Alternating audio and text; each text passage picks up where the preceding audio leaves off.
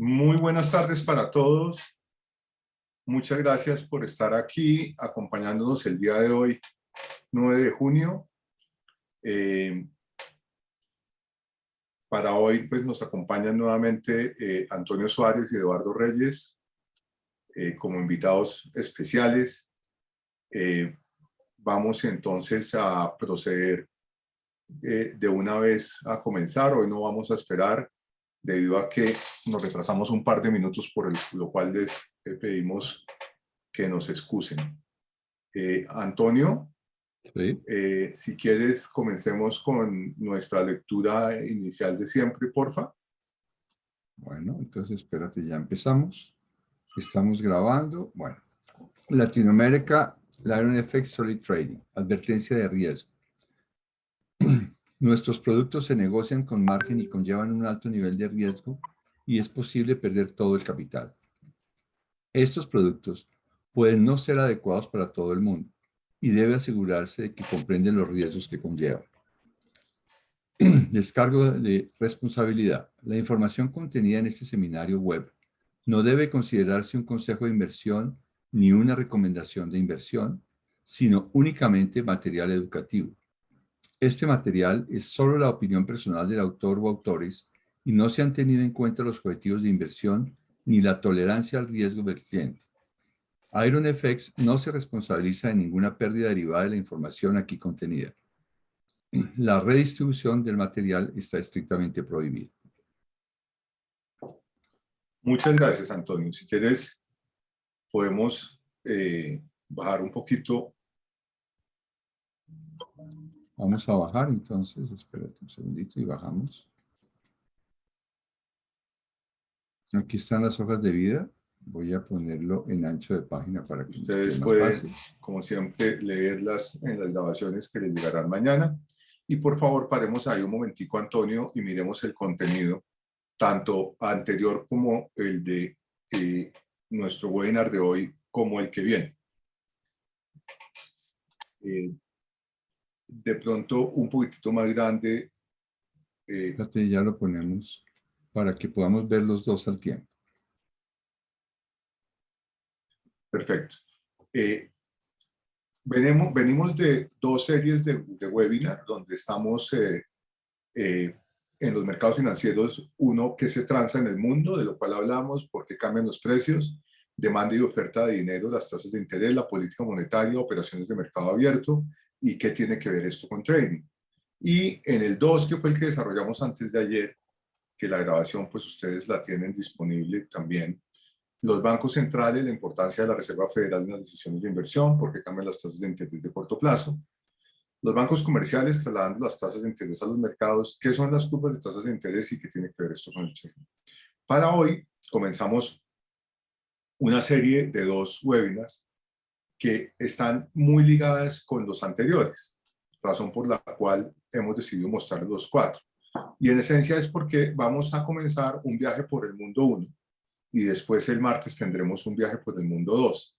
Y obviamente es obligatorio en un webinar sobre el mundo del trading, en donde estamos hablando fundamentalmente de economía y finanzas, pues vamos a tener que tocar temas económicos y financieros en un viaje por el mundo 1 y 2.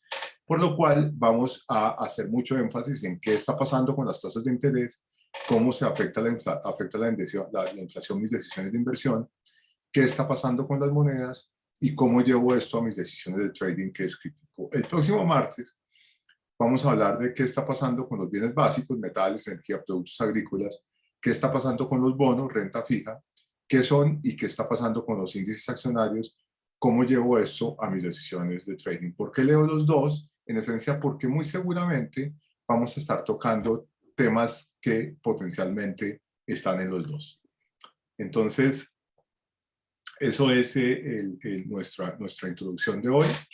El objetivo, por supuesto, es que usted tenga las mejores herramientas posibles para que pueda leer mejor el entorno económico y financiero global y pueda comprender adicionalmente cómo puede llevar esto a decisiones de inversión, en este caso, por supuesto, decisiones que tienen que ver con trading, cómo aplicarlo, y esa aplicación, por supuesto, tiene que conducir a que usted pueda determinar de la mejor forma posible por qué los precios de aquellos activos en los cuales quiere usted invertir están donde están hoy en día, y potencialmente identificar tendencias que le permitan, por supuesto, una mayor probabilidad de generar rentabilidad.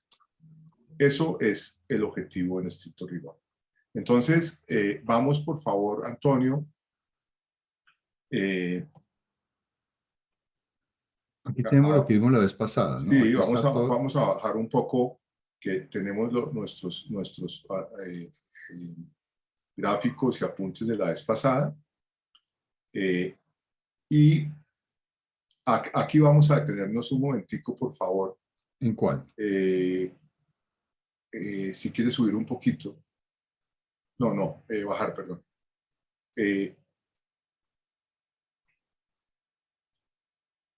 Ahí, a esa, ok.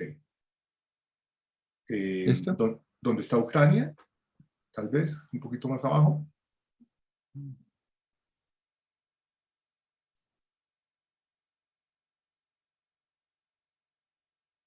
Ok. La vez pasada hablábamos de la situación que se ha venido presentando en los precios de los alimentos. Mostrábamos una serie de gráficas con el impacto que ha tenido después de la pandemia, el crecimiento económico del año pasado, la demanda pues, que se suscitó tan rápidamente después de que, digamos, nos liberaron del encierro a la mayoría de la población del mundo. China es una excepción, como hemos hablado. Shanghai y Pekín han venido con esa política que pocos entienden de cero COVID, por lo cual, digamos, ahí hay una situación de restricción de salida en dos ciudades que son fundamentales en la China, Puerto adicionalmente, y en donde en esencia esto está generando pues una desaceleración en el crecimiento económico chino, que lo toco de una vez porque tiene un impacto, por supuesto, en el precio del petróleo. El precio del petróleo está rondando los 123, 124 dólares. Ahorita me recuerda, Eduardo, porfa, cuánto está exactamente el Brent, pero la realidad es que si China sale de esa política cero COVID y libera Pekín y libera Shanghai, lo que debería pasar es que venga nuevamente una reactivación de la demanda, reactivación del consumo, y por supuesto empieza a haber demanda por cierto tipo de productos, dentro de esos el petróleo, y potencialmente el precio del petróleo pueda subir más. Eso ayer, básicamente, tal vez ayer, Arabia Saudita lo planteaba. Arabia Saudita hablábamos de la OPEP, es el principal miembro de la OPEP, de la Organización de Países Petroleros, y en esa charla, digamos, en ese discurso que daba, decía exactamente lo mismo, que ellos consideraban que el precio del petróleo podría tener eventualmente mayores incrementos en el futuro una vez la demanda de la China se vuelva, digamos, a la aceleración que tenía antes de la pandemia, porque aún eso no ha sucedido, a diferencia de muchos países del mundo. Volviendo al tema de los alimentos, hablábamos especialmente del trigo, del maíz, de las semillas de girasol, del aceite de girasol, siendo Ucrania uno de los principales productores especialmente de trigo, y con Rusia tienen un nivel de exportaciones alto, cuyos números están más arriba en el webinar anterior. Pero no quisimos dejar de mostrar básicamente dónde está sucediendo esto. Entonces, en el mapa del lado izquierdo, que es la fuente de saberes práctico, ahí está la dirección, por si acaso la quieren buscar después, una cantidad de temas muy interesantes. Aquí tenemos básicamente Rusia, Antonio. ¿Dónde está Rusia? Por favor, aquí en el lado derecho del azul, ok, que pues es enorme, como se puede dar cuenta. que tiene a mano izquierda arriba, la frontera con Finlandia, razón por la cual le preocupa tantísimo a Rusia el hecho de que Finlandia haya aplicado para hacerse miembro de la OTAN, o NATO, o NATO en inglés, que es básicamente OTAN es Organización Transatlántica. Eddie, ahora voy a necesitar ayuda ahí, por favor, con el título exacto de la OTAN, pero básicamente es este tratado en donde Estados Unidos pues es el principal líder y Europa occidental en esencia hace parte en su gran mayoría de la OTAN, y tienen en el capítulo 5 de ese tratado un texto que es bien complejo, que no lo voy a leer total, pero que lo que dice en estricto rigor es: cualquiera de los países que sea atacado se considerará quien lo ataque se considerará enemigo de la OTAN completa, y la OTAN reaccionará militarmente. La OTAN es la organización del Tratado del Atlántico Norte. Muchas gracias por la definición, que no el nombre completo, que no lo tenía en mi mente. Entonces, en esencia, el hecho de que Finlandia, que había sido un país neutral hasta este momento por muchísimos años, que no se quiso con Suecia acoger a la OTAN, a ese tratado en su momento, y asumió una posición neutra, como la tiene también Suiza, de hecho. Entonces, básicamente dicen ahora: ok, pues si estos tipos de Rusia fueron capaces de invadir Ucrania, ¿qué pasa con nosotros? Y aplican hace 10 días tal vez a ser miembro de la OTAN, o un poco menos. Entonces, esta es la primera preocupación grande que tiene Rusia, digamos, en este momento. Después ustedes ven Estonia, Letonia, Lituania, Bielorrusia, etcétera. Y obviamente no voy a convertir esto en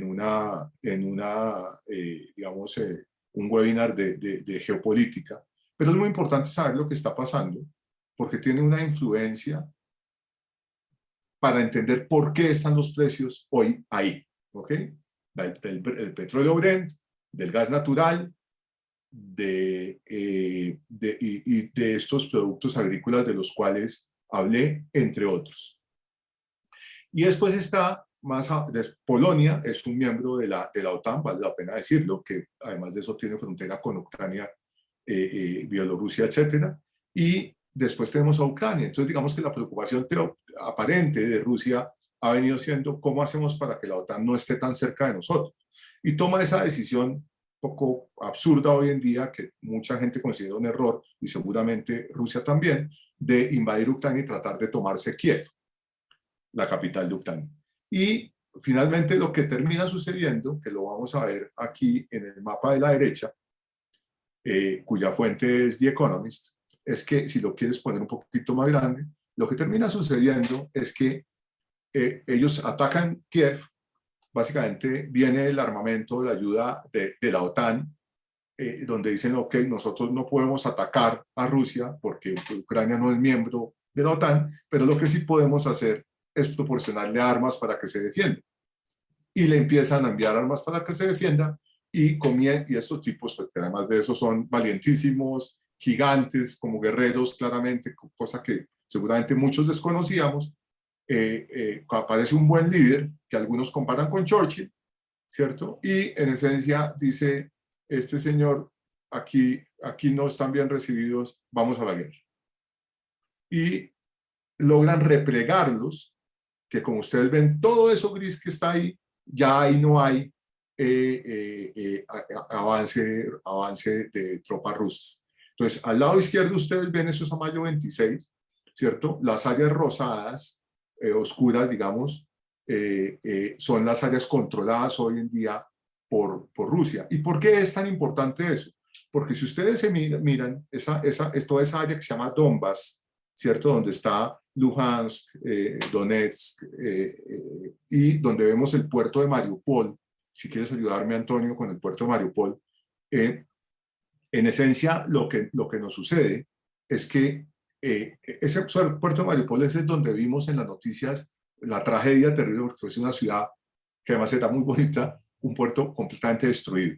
¿Y por qué lo tomaron esa decisión? Porque en esencia lo que necesita Rusia es crear un paso, digámoslo así, desde Rusia hacia Crimea, que es la región señalada por allá abajo, al final del mapa, como con rayas, que fue la que se tomó en 2014. ¿Ok? La que invadió y se tomó y se la robó, además de eso, en estricto rigor, militarmente. ¿Ok? Y ahí no encontró toda la oposición que teóricamente tenía que haber encontrado. Y necesitan crear ese paso, ¿ok? Y apoderarse de esas tierras, en esencia, ¿ok? Porque resulta que en esas tierras está el acceso al Mar Negro de Ucrania. Y desde ahí es de donde salen todos los productos de Ucrania hacia el mundo que salen por vía marítima, ¿ok? Entonces tiene el Mar de Azov por este lado aquí como encerrado y el Mar Negro, digamos que no se ve completo en el mapa, pero es toda esa parte blanca.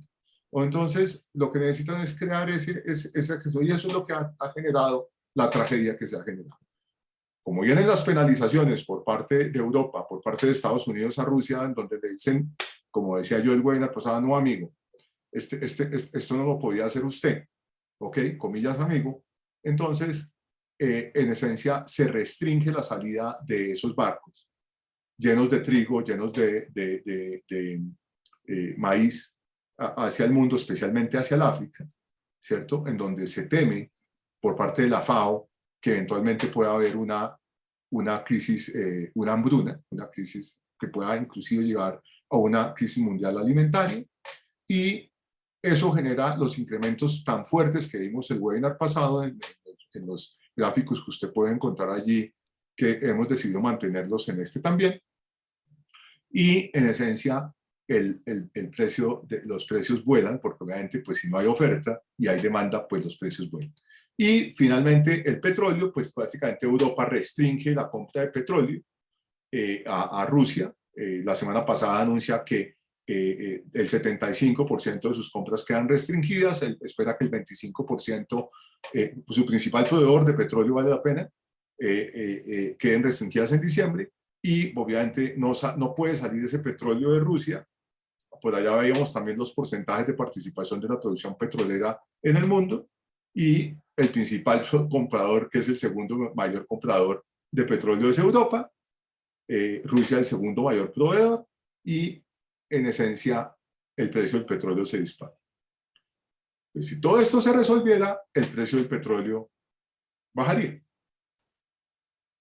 Pero probablemente no se va a resolver, pero lo que han hecho los americanos hábilmente ha sido agarrar sus reservas de petróleo, embarcarlas y mandárselas a Europa para evitar que haya una crisis energética mayor en Europa, que ya por supuesto tiene unos rezagos, unas consecuencias muy fuertes de inflación. Ok, este es en un resumen muy rápido de lo que está pasando ahí. Ya después de pronto en algún momento podemos entrar a explorar mucho más a fondo cuál es la situación específicamente de la guerra, que permanentemente cambia. Esto es un mapa el 26 de mayo, mañana The Economist tiene otro webinar para suscritos y ahí vamos a tener seguramente actualización de cómo está la situación de la guerra por un especialista en temas, entre otras cosas, militares y otros en materia de políticos y geopolíticos. Bien, ok. Entonces, Antonio, Eduardo, más o menos la cosa Sí, pues comprendida. a mí me parece, Gus, que la labor de trader abarca unos campos inimaginables, ¿no? Porque hace nada más unos meses éramos expertos en epidemiología. Conocíamos las variantes, las vacunas, los procedimientos que se deben hacer para llegar a una vacuna, porque todo el mundo estaba concentrado precisamente en qué iba a pasar con la pandemia y cómo íbamos a salir de ahí y cuál era la probabilidad que había de sacar una vacuna en ese tiempo récord, porque de ahí dependía la movilidad, que además de eso nos dimos cuenta que la podíamos medir por los indicadores de Google de la gente que empezaba a salir a las calles, y si el indicador de Google empezaba a mostrar movilidad en la gente, entonces las monedas se movían. De repente los commodities se movían, las materias primas, el petróleo subía porque la gente está saliendo a la calle. Inmediatamente, como los mercados siempre se anticipan y lo que trata de hacer un experto es en saber qué va a pasar más adelante. Entonces, los traders nos volvemos, entre comillas, o tratamos de ser expertos en todo esto. Y viéndolo usted hablar tan diestramente de la situación de la guerra en Rusia sobre el mapa, pues me puse a pensar exactamente eso. Ahora, en este momento, cuando el petróleo está en esos niveles, cuando la inflación es el problema más grande de los mercados en general, pues los traders nos volvimos muy meticulosos en la información que sale acerca de la guerra, el porqué de la guerra, hacia dónde va la guerra, qué soluciones puede tener la guerra, si esto va a durar 1 año, 2 años más, si va a estar más grave, si otros países van a intervenir o no. Entonces me parece interesante tocar ese punto, ya que tocamos este tema como con un poco más de profundidad que las clases pasadas. Fundamental, fundamental. Tiene toda la razón, Eduardo. El tema aquí es información, es estar enterado, es saber qué está pasando. Por supuesto, muchos de nosotros que estamos en este mundo de las inversiones le dedicamos probablemente más tiempo a enterarnos del entorno y a tratar de interpretar qué está pasando y hacia dónde puede ir, que específicamente al trading o a las inversiones mismas, cualesquiera que sean. Porque esta es la base, esta es la base crítica, y esto no se necesita ser economista, ni ser administrador de empresas, ni ser ingeniero para entenderlo. Esa es la realidad. Lo que necesita es tener la capacidad de informarse, ¿ok? Y aquí estamos básicamente tratando de informar. Por eso es que nuestra serie de hoy de un viaje por el mundo comienza en donde está una de las fuentes críticas para determinar hacia dónde pueden ir diversos bienes más básicos y otro tipo de activos. Muy bien, pasemos si quieres, por favor, a la siguiente gráfica. Hacia Pero abajo. espérate que espérate que tengo un pequeño problema acá.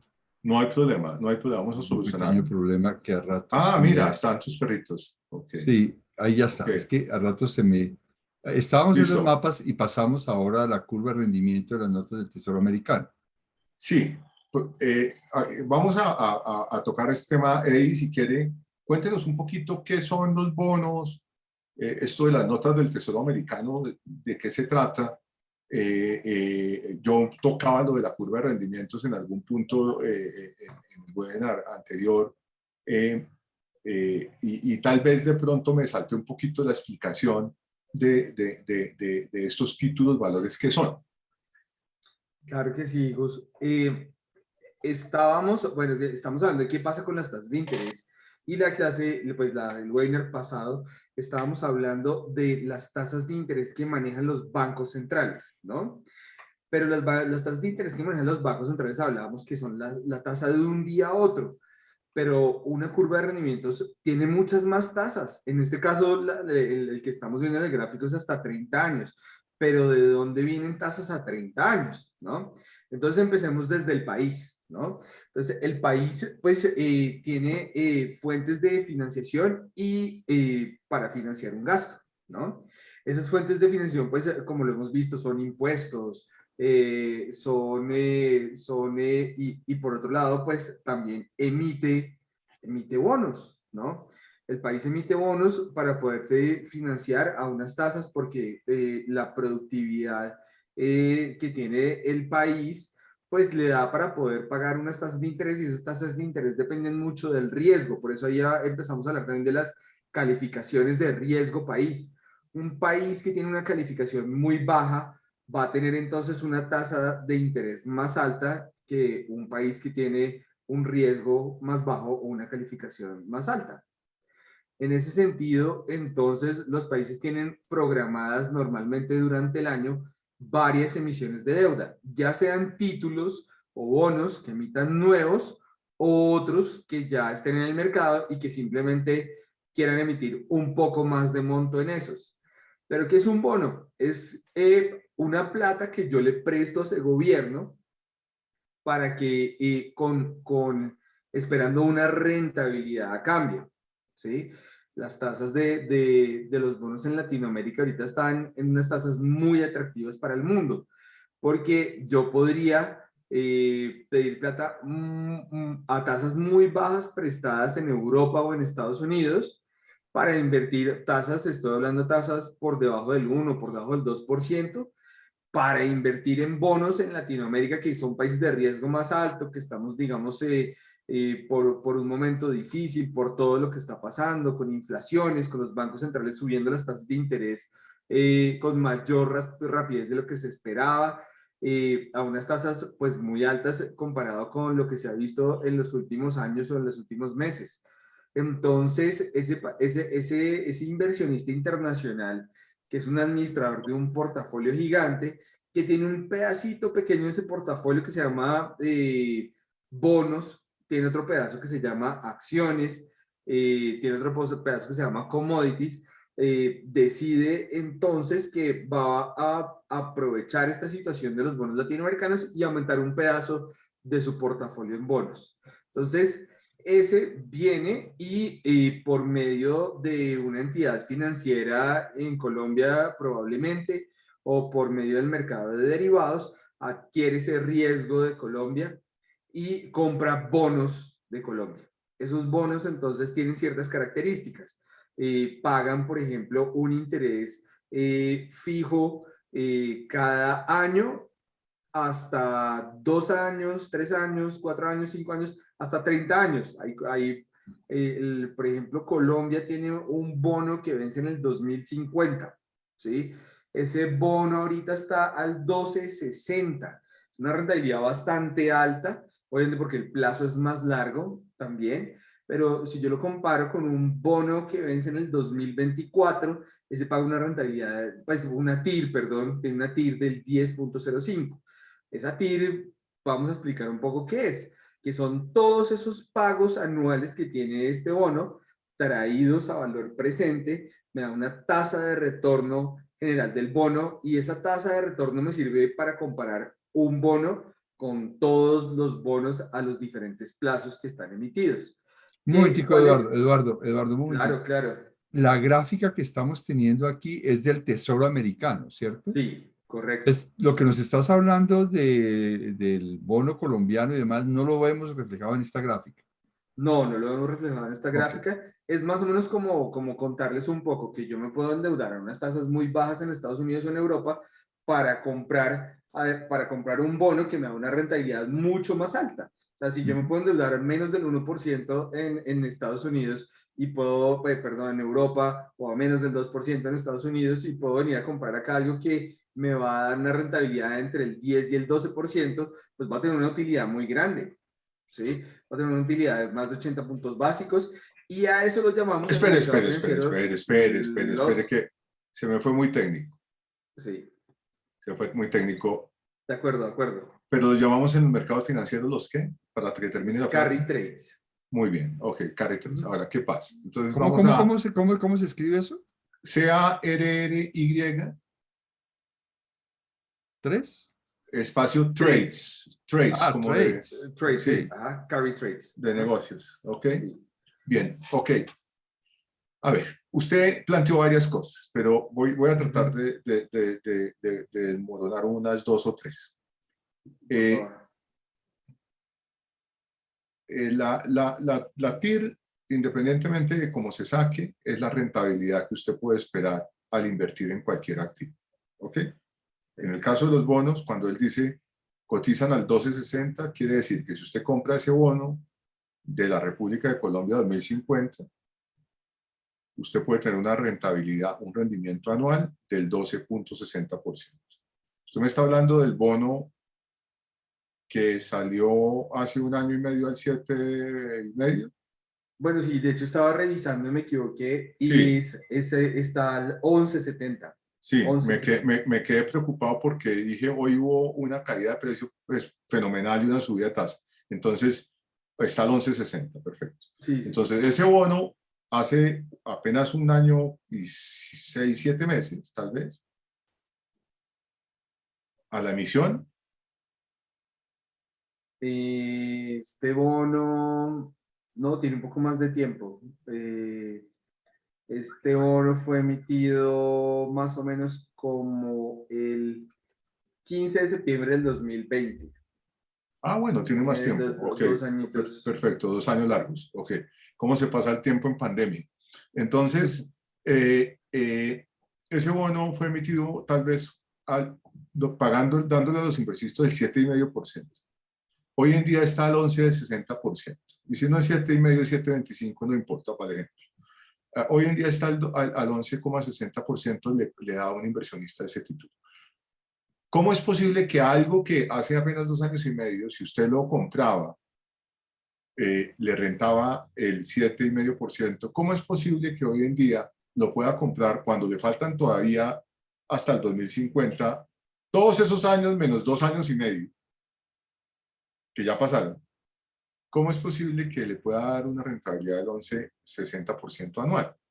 Entonces, en estricto rigor, eso se llama una subida de tasas, además de eso, pavorosa, ¿ok? Muy alta, ¿ok? Muy grande, ¿ok? Vale la pena decir que ese bono estuvo un poco por encima del 12% hace unas pocas semanas. Entonces, el tema básico acá es que lo que ha habido, como decía Eduardo, es que en la medida en que el riesgo de un país, de un emisor o de una empresa que emita un bono, que también emiten las empresas, que es un título valor, ¿ok? Título valor. Este es el título valor, ¿cierto? Yo pongo plata, no tengo plata por acá, pero pongo plata, se la presto al señor que emitió el título valor, ¿cierto? Y él a cambio de eso me da esto, que no me lo da físico, hoy en día me da es como algo así como un código, porque eso queda guardado en un sitio que se llama cámaras de compensación, y yo tengo el derecho a recibir unos intereses por haber puesto esa plata ahí, ¿ok?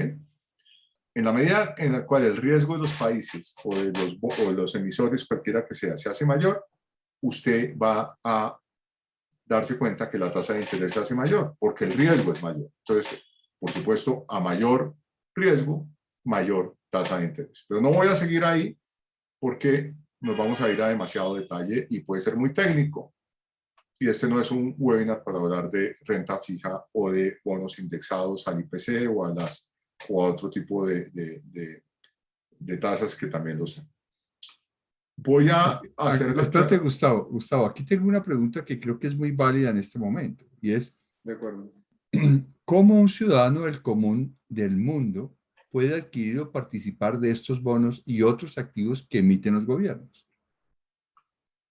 Hay varios mecanismos y hay uno que es tal vez el más, digamos, fácil de todos, que es a través de una cosa que se llama eh, índices accionarios o índices, pero podría invertir eventualmente a través de una cosa que se llama ETFs, que en esencia funcionan como una acción. Pero eso lo vamos a explicar un poco más adelante, pero es posible para el ciudadano del común invertir en bonos.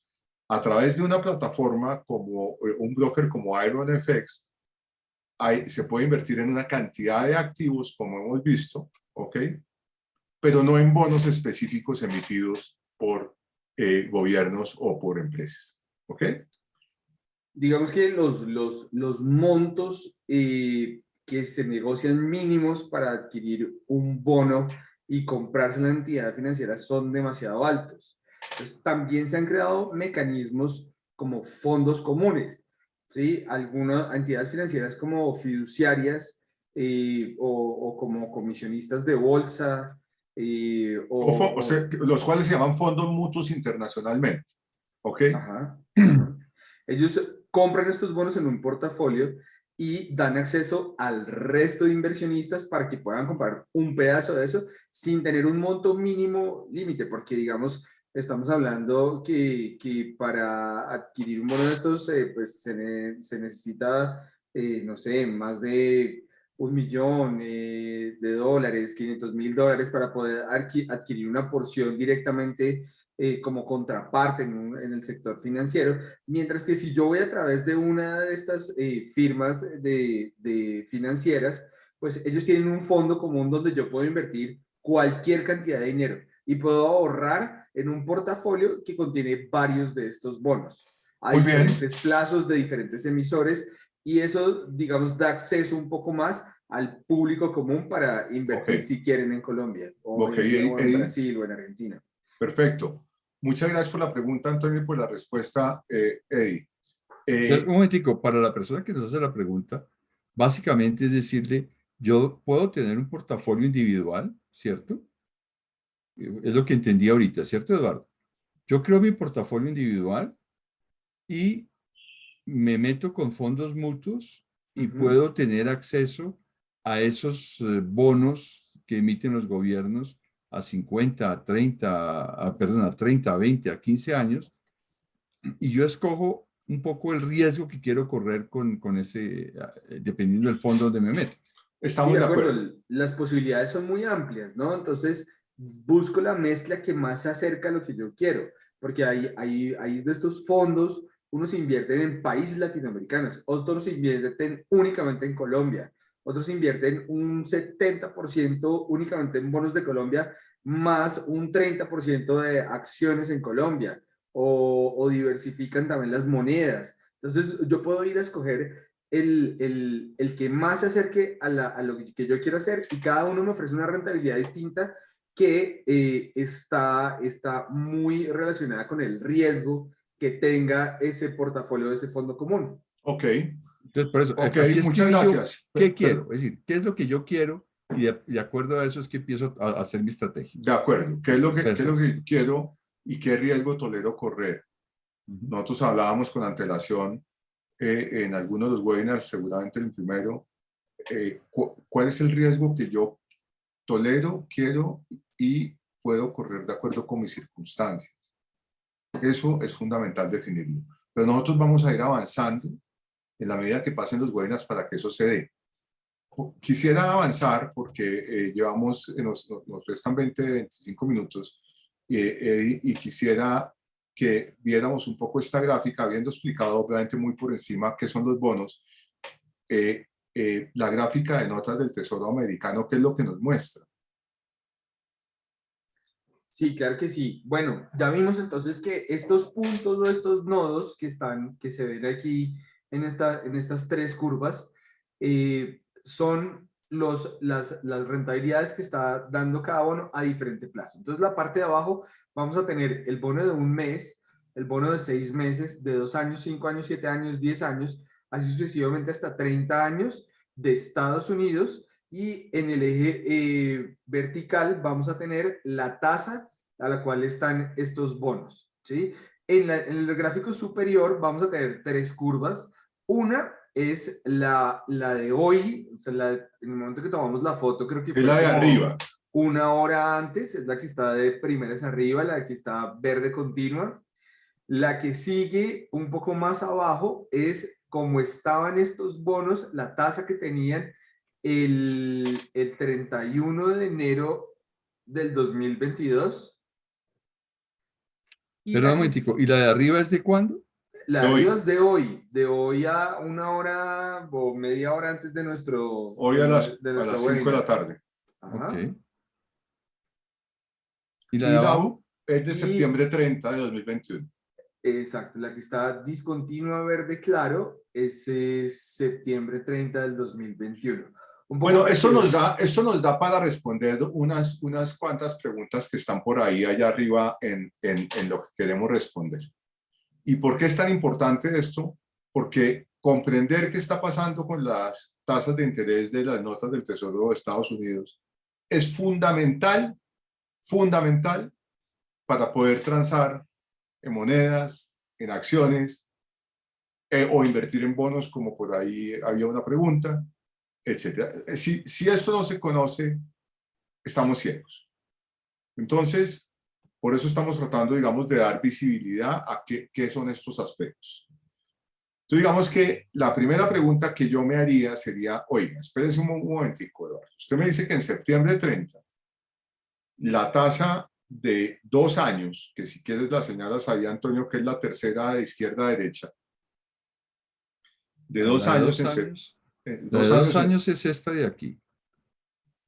¿Sí? sí, exactamente. Si subimos un poquito, vemos el nodo en septiembre 30, que es el cuadrito que está ahí en la línea que está, digamos, punteada o que no es seguida. Es Ok, ese, ¿cierto? exacto. Y esa tasa, porque a la mano izquierda tenemos las tasas de interés. Y fíjese que aparece una tasa de 0% y después aparece una tasa de 0,50 y ese título estaba a una tasa más o menos en la mitad entre los dos, o sea, al 0,25%. O sea que si yo iba a comprar ese título, me daba un rendimiento anual por 2 años de 0,25%. Usted dirá nada, y tiene toda la razón, eso es muy poco, ¿ok?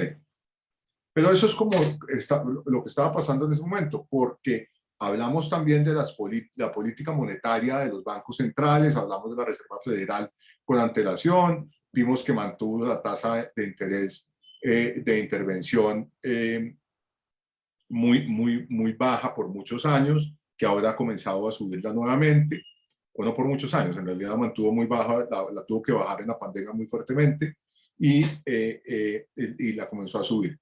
Después vemos que esa tasa de 2 años, en enero 31 de este año, sube a un nivel más o menos de 1,20, 1,25%. Y después vemos que esa tasa hoy está en un nivel de Eddie, eso es que 2,60 más o menos. Yo creo que sí, como 260, sí. un 260. Un 2,60. Ok. Entonces, Eddie, ¿por qué no me hace un gran favor? Y en 3 minutos explíquenos por qué eso pasó. Bueno, Pueden ser 4. todo lo hemos visto, digamos, estos 3 días, yo creo que es el fenómeno inflacionario, ¿sí?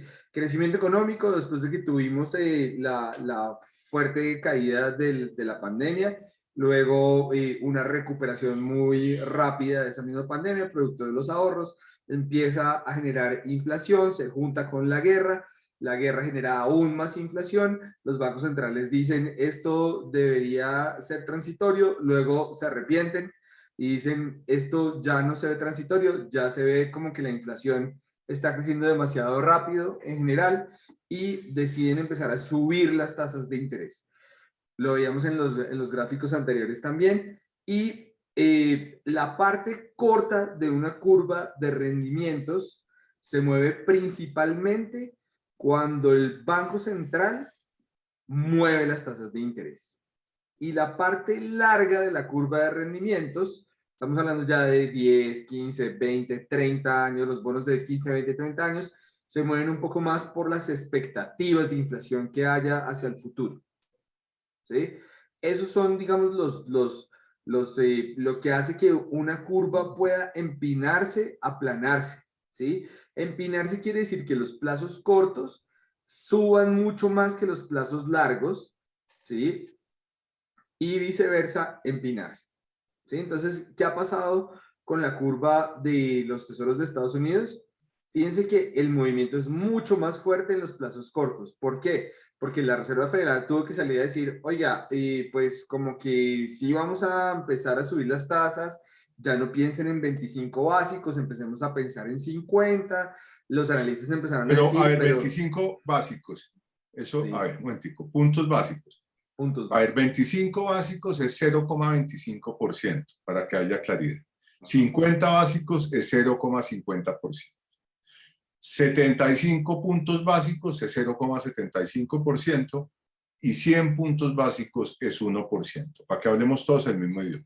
De acuerdo. Entonces, lo que estaba diciendo es que la Reserva Federal, que tradicionalmente sube o baja las tasas en 0,25% o 25 puntos básicos, cuando va a generar políticas de expansión o contracción monetaria o cuando va a generar políticas en beneficio de controlar la inflación, como es el caso actual, subiendo las tasas de interés, o de incentivar el crecimiento, como ha sido el caso como fue el caso tan pronto comenzó la pandemia que bajó las tasas de interés.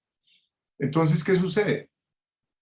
Los tipos dicen, no, mira, yo no voy a empezar a subir las tasas más a 0,25, voy a subirlas a 0,50%. De eso es de lo que está hablando Eddie.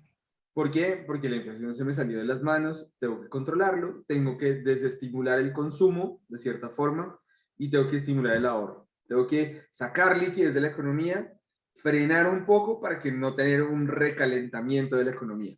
Entonces el Banco Central tiene que llegar a controlar la inflación. Entonces, desde septiembre 30, la tasa de interés a la cual usted podía invertir en 2 años, en septiembre 30 se sube de 0,25% a 2,60% hoy. Tengo una pregunta. Esto que está aquí, que estoy señalando, este 100, 150, 200, ¿qué es realmente? Ah, ok. Ese es el gráfico de abajo. Veamos que el gráfico de arriba ¿Sí? son los mismos, los punticos son los nodos de los plazos de la tasa de interés. El gráfico de abajo nos muestra la diferencia de hoy a el 31 de enero del 2022, en el que es un poco más como verde café y el que es Sí, un poco más verde claro es la diferencia entre hoy y el 30 de septiembre del 2021. ok. Es interesante ver que al principio en la diferencia entre las dos curvas, la de septiembre del 2021 y la del 31 de enero del 2022, era un poco más en los plazos cortos que en los plazos largos, porque la idea era que sí, van a subir las tasas de interés, pero las expectativas de inflación a futuro son leves, o sea, no vamos a tener esta inflación mucho tiempo. Esto es una cosa transitoria porque salimos de la pandemia, porque está el tema, ya cuando entra el tema de la guerra, ya empiezan a ver que el tema de la inflación va a ser un poco más sostenido en el tiempo, que se va a demorar, que la inflación agrava un poco el tema, ¿sí? Y ahí se ve que hay un desplazamiento más fuerte también en los plazos largos de la curva.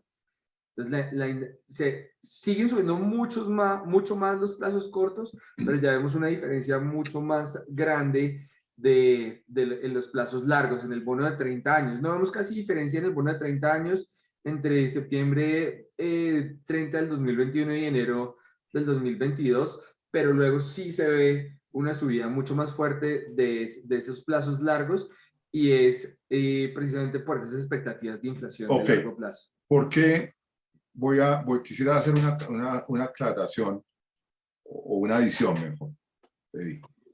Por favor. Si eventualmente yo soy un inversionista y voy a invertir en un título de, vamos a suponer, que tiene un vencimiento de 10 años, y ese título ofrece una rentabilidad como aparecía para la línea del 31 de enero, aproximadamente del 1,70%, tal vez, 60%. Que la vemos justo encima de donde dice 2021, después, encima del segundo 2, vemos ese título del cual estoy hablando, en la línea verde, en el cuadrito. Entonces, ahí tenía esa rentabilidad. O sea, ¿en qué momento? Perdón, en la parte de arriba del cuadrito, que es la línea del 31 de enero de 2022, pero en septiembre 30, vamos a suponer en el cuadrito, yo quería invertir en ese título. Entonces, yo digo, ok, voy a invertir ese título, quiere decir que le voy a prestar plata a los Estados Unidos. Eso es lo que estoy haciendo, prestándole plata. ¿Okay? Yo le presto plata, me da un título, digamos, como garantía, y ese título tiene un interés que me paga. Y como ahí aparece, ese interés era del 1,5%, 1,60%. Perdón, del 1,5% en el título de 10 años en septiembre 30. Entonces la pregunta es, yo, ¿qué debería mirar? Y digo, ok, pero un momentico, ¿cuál es la inflación en este momento? ¿Cuál es la inflación en Estados Unidos? Porque la inflación, en esencia, me pasa una cosa que es relativamente sencilla. Si la inflación es de 3% anual y se va a mantener en 3% anual, y yo pienso que se va a mantener así, quiere decir que lo que yo puedo comprar con $100, con 100 pesos, con 100 euros, con 100 yenes, con lo que sea que yo compre, si la inflación es del 3% en esos países de donde vienen esas monedas, en este caso Estados Unidos, quiere decir que lo que yo compro hoy con $100, en un año, comprar lo mismo me va a costar $103. Eso es una inflación de 3%. Entonces, si yo voy a hacer una inversión, pues yo me debería preguntar, oiga, la tasa que me está pagando a mí el gobierno de Estados Unidos de 1,25%, ¿me compensa por lo menos esa pérdida que voy a tener de 3% en un año? Porque si no me lo compensa, y básicamente yo pongo $100 en la nota del tesoro de 10 años, y dentro de un año voy a tener $101.25, que es lo que me están pagando, $101.50 o 60, que es lo que me están pagando de interés. Pero la inflación fue de 3%, y yo voy a tener que pagar 103 por comprar algo con 100, pues en estricto rigor lo que me están pagando no me permite comprar las cosas. Y eso se llama pérdida del poder adquisitivo. ¿Qué es lo que hace la inflación? Pérdida de mi capacidad de comprar. Entonces yo de pronto diría, ¿y yo como por qué le voy a prestar a estos señores de Estados Unidos a una tasa de interés del 1,5-1,60%? Si ni siquiera me compensa lo que voy a perder por los cambios de los precios. Ahora imagínese usted, ¿qué pasa hoy cuando la tasa de interés de 10 años allá arriba, Antonio, en la línea verde seguida? La tasa de interés de 10 años está al 3%, ligeramente arriba. Oye, vale la pena notar que la inflación el 30 de septiembre del 2020, 21, perdón, estaba justo en 5,39%. Peor todavía.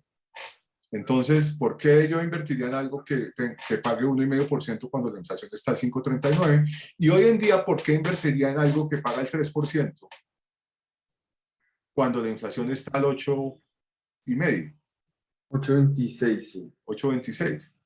Entonces, que mañana, por cierto, hay datos de inflación en Estados Unidos, ¿no? Sí. Entonces hay que estar pendientes. Porque de esos datos vienen las posibilidades de determinar hacia dónde debo conducir mi inversión o mis posiciones si estoy haciendo trading. Casi que en cualquier cosa, diría yo. Ese dato tiene una influencia. Entonces, uno diría, ¿por qué? Entonces, ¿qué fue lo que pasó? Si yo me devuelvo a septiembre 30 y la inflación era del 5,20 o lo que fuera el número exacto, y sé que al invertir al 1,5% no me van a pagar, no me va a compensar esa pérdida de valor del 5% o 5,25% de inflación en la medida en la cual se mantuviera igual, cosa que ya sabemos que no pasó porque entre septiembre 30 y del año pasado y hoy pasó del 5,23 o 5,25% al 8,25%. Entonces, la pregunta que uno se haría es, volviendo allá, yo diría, olvídese, señor Tesoro americano, no le presto esa tasa. Y el Tesoro americano tendría la obligatoriedad, si quiere efectivamente recoger esos recursos, o sea, que le presten esa plata, de subir la tasa de interés para que yo eventualmente me empiece a ver atraído. Ahora suponga, en esencia, que eso fue lo que pasó. Entonces, en la siguiente emisión, a 10 años, pues el Tesoro americano va a decir, oiga, estamos enredados porque no nos compraron el bono. Hay que subir la tasa. Entonces, ¿qué es lo que quiere decir eso? En una explicación súper sencilla que puede llegar a ser tremendamente técnica, pero en sencillo.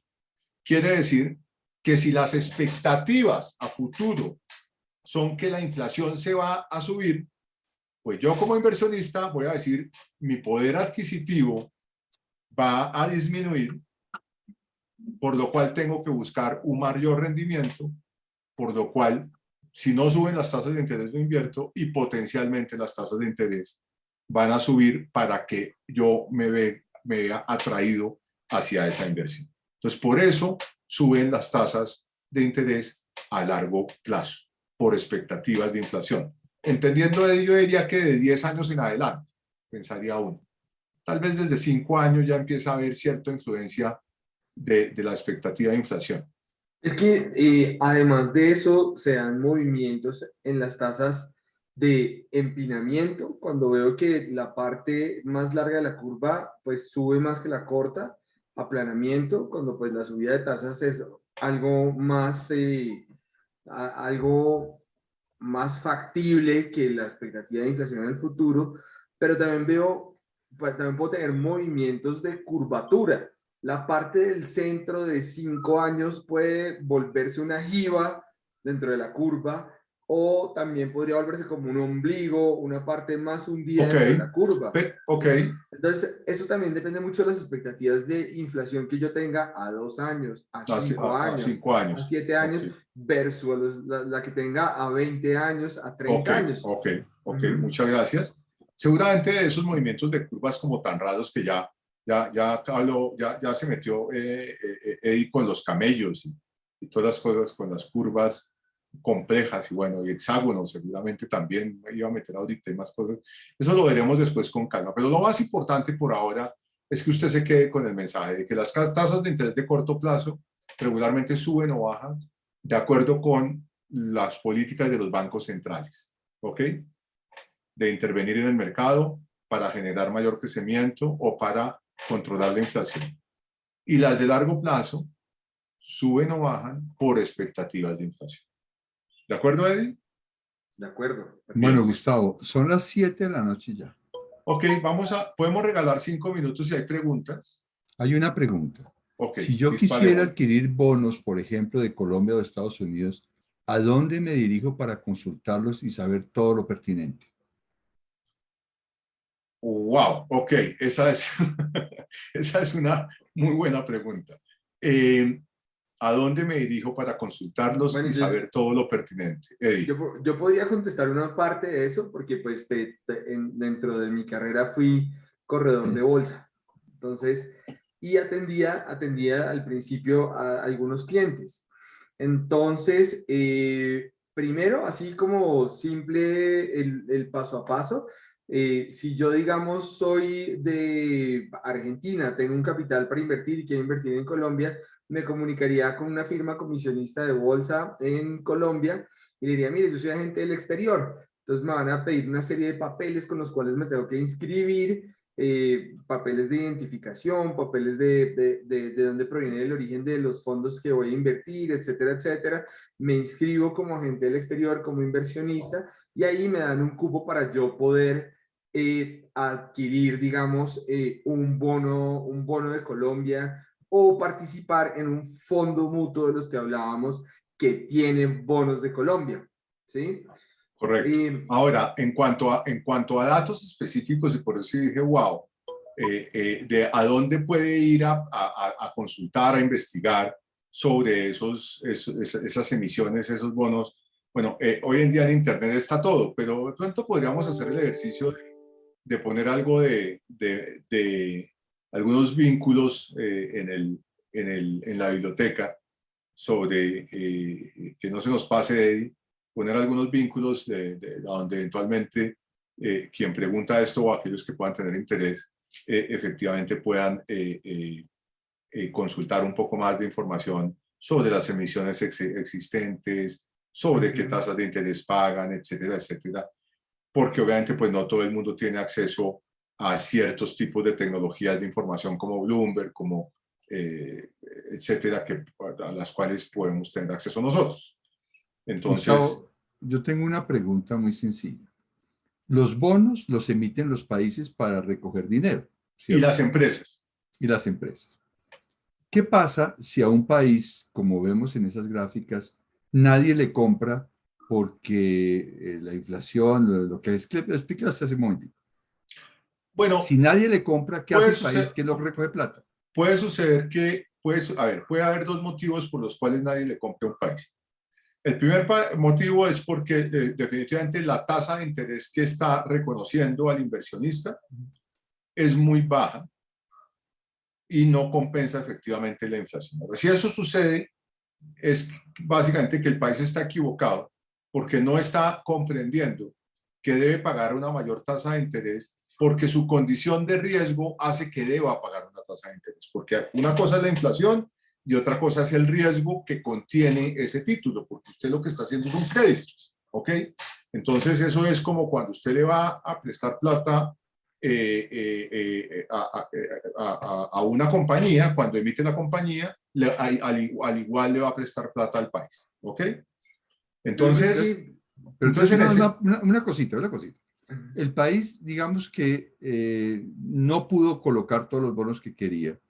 ¿Dónde empieza a jugar la emisión de moneda? ok, no hay No, yo juego de creo la emisión de que moneda ahí. no. Básicamente, ese es un concepto que es complejo, que yo creo que vamos a tener, Antonio, que esperar a la siguiente sesión para comenzar con la explicación. Pero sí, Pero, perdón, sigue, Eddie. así un poco ilustrativo lo que plantea Antonio le pasó a Argentina. Argentina no tuvo, llegó a un estado que llamamos en economía default. No tengo cómo pagar los intereses de la deuda, no tengo cómo pagar la deuda.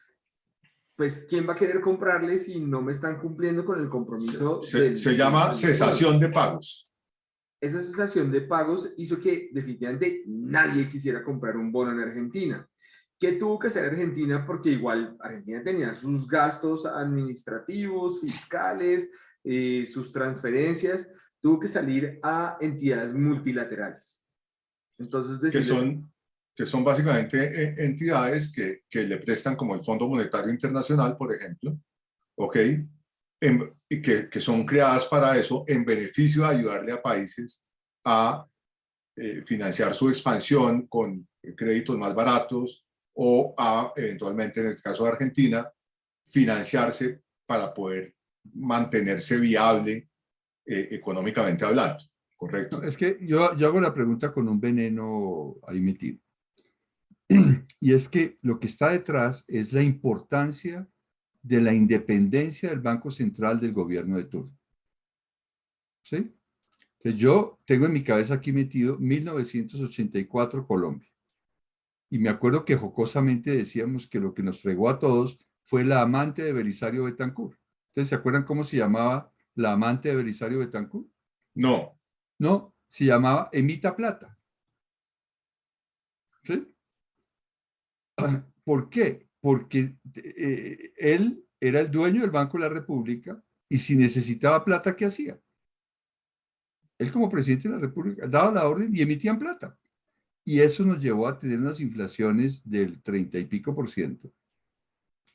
Y ese es un periodo tremendo. Y en la historia colombiana, por ejemplo, la Constitución del 91 es la que le da al Banco Central esa independencia que ya el gobierno de turno no puede hacer lo que quiera con la política monetaria. Me parece que eso es una de las cosas que hay que tener en la cabeza muy presente. de acuerdo, Antonio. Hay que tenerlo muy presente y la independencia de los bancos centrales es crítica. Eh, eh, Cuando pierden la independencia, básicamente, eventualmente, la emisión se vuelve la forma de generar dinero para financiar lo que se llama el déficit fiscal o el hecho de que los ingresos no son compensados por los ingresos de la nación y en ese escenario las cosas se complican. Bueno, ¿hay alguna otra pregunta por sí, ahí? hay una última pregunta de José Reyes. Me gustaría de pronto responderla rápidamente, si se logra el tiempo. ¿Qué pregunta es? Bueno, él dice que, bueno, que si eso quiere decir que a un periodo de 5 o 10 años la tasa de interés varía. Y eso igualmente nos afectaría como comprador de esos bonos o títulos. Entonces, hay una condición bien importante y es la siguiente. Si yo en el gráfico que estamos viendo compro el bono a 10 años al 1,50, esa es la rentabilidad que voy a tener de ese bono y me puedo quedar hasta el 2032, los 10 años, ¿sí? Bueno, no, perdón, eso era 2021. A septiembre del 2031, hasta esa fecha me puedo quedar y esa fue la rentabilidad que yo recibí porque es una tasa fija. Entonces, yo en el tren o relampagué, yo esa rentabilidad del 1,50 es la que voy a recibir. El único riesgo adicional que yo pueda tener en esa tasa es que el gobierno de Estados Unidos me diga, oiga, como el gobierno de Argentina me diga, oiga, no voy a tener cómo pagarle esos bonitos de esa platica que me prestó, yo le entregué los bonos, pero pues ya no hay plata, como pasó en Argentina, lo cual es absolutamente improbable para el gobierno de Estados Unidos. Muy bien. Okay. Sin embargo, la tasa sí varía. La tasa varía todos los días, porque estamos hablando de que esa rentabilidad varía con respecto a todos esos factores de entorno de los que hablábamos, de la inflación, del precio de los commodities, de cuánto va a subir las tasas de interés, la Reserva Federal en Estados Unidos y demás.